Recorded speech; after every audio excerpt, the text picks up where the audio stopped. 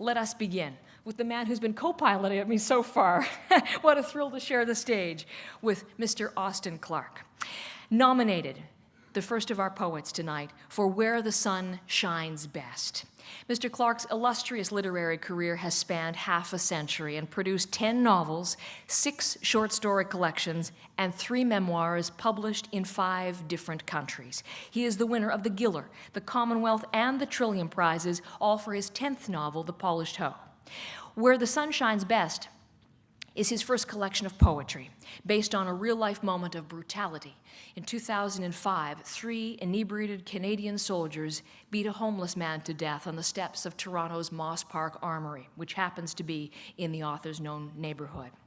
The work is a meditation on poverty, racism, and war.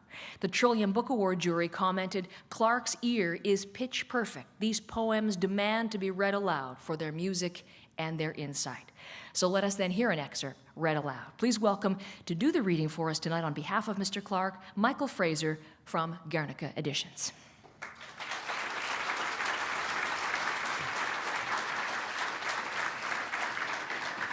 Thank you. I have walked on these artificial, rolled-up leaves, long-lasting and long outliving the fall of foot and instep. Flowers of cream plastic, a patch of 2 red ones, boasting virulence in a man who has lasted longer than the red and yellow fallen leaves from the trees whose names I do not remember.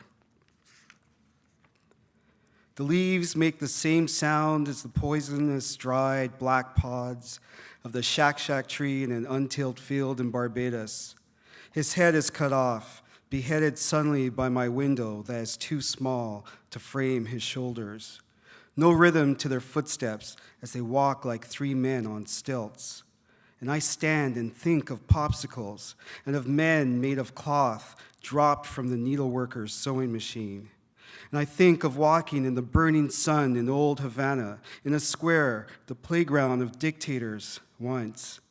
Now an ordinary square for tourists and the poor and prostitutes, turned into a museum of contemporary knickknacks and dolls, piecework for Cuba's poor and indigent. The works of artists and the frustrations of poverty, row after row of gollywogs that stare me in the face, locked eyes of brotherhood and womanhood. I am embarrassed by my pity, as the horrors are following me, sticking to my black skin like leeches, like moles sucking the pity out of my Yankee dollar bills.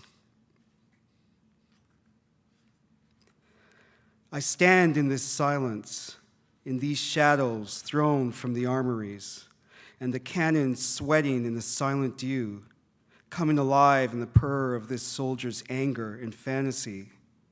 This cold morning with the sun breaking in a soft, cool kiss, a mist, a cloud, weak enough to raise an aura from the dew on iron. I hear the language that bathes his quarry clean, words flung at the man without a home, to wake him from his wet, cold blanket. I sit, try to stand, and count the number of times the pendulum of the boot takes aim and lands in the stomach of the sleeping man. Thank you.